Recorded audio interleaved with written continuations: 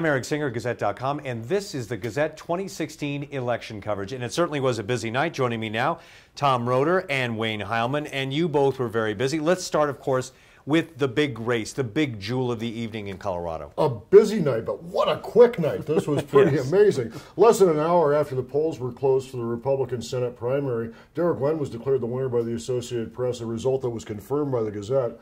And that's largely thanks to El Paso County, where Darrell Glenn absolutely stomped the field, pulling 34,000 votes. His nearest competitor, another Colorado Springs businessman, Robert Blaha, pulled just over 10,000. I met with Blaha tonight. He seemed pretty crushed, but he said he'll get back up tomorrow and be at work before I will.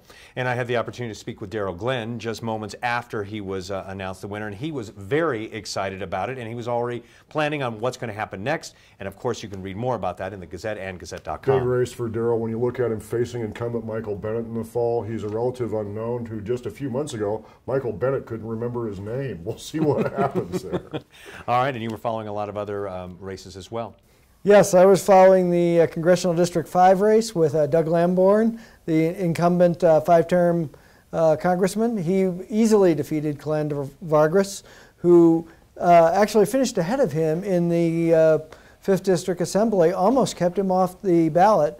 But Doug Lamborn did his typical campaign, no debates, very few public appearances, and he spent a lot more money than she did and beat her better than 2-1. All right, other races, Tom. Boy, what a tough night for the Tea Partiers. Holy smokes.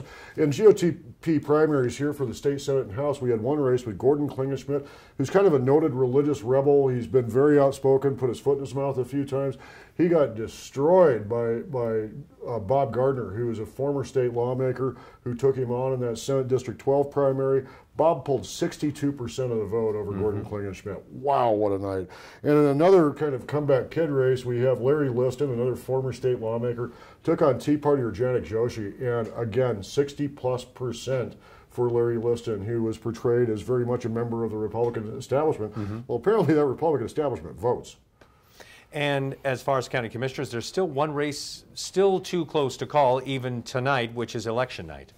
Oh yes, County Commissioner District 4, Scott Turner leads L'Augustino Gonzalez by just 8 votes. So we are still waiting for that one. And if it stays that close, there will probably be a recount.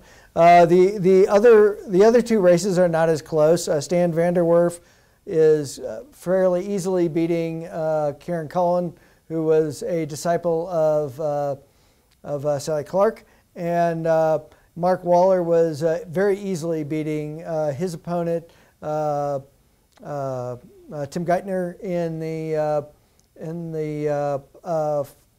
another retread state lawmakers there. Exactly. That is 3 recycled state lawmakers winning tonight. There's something to be said for experience, apparently. And he will become a county commissioner before any of the others, because the incumbent commissioner is resigning July 11th, Amy Lathan, and a vacancy committee will most likely pick Waller since he won the primary. Before we go, quick takeaway from you from this election, Tom. Well, you know, I think Robert Blaha said it best. He said, you know, the GOP is a mess this year. He described his own party as a circular firing squad.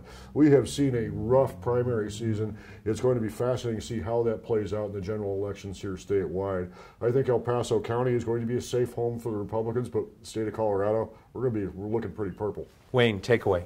I agree, Tom. I think it will be a very purple state, and it'll be interesting to see what the election looks like in November, how long the presidential candidates' coattails really are. Tom Roeder, thank you very much. Wayne Heilman, thank you very much. And of course, we will continue to monitor all the races and get you the final results in the Gazette and on Gazette.com. And this is just ramping up election season. I'm Eric Singer, Gazette.com, with your 2016 election coverage here at the Gazette.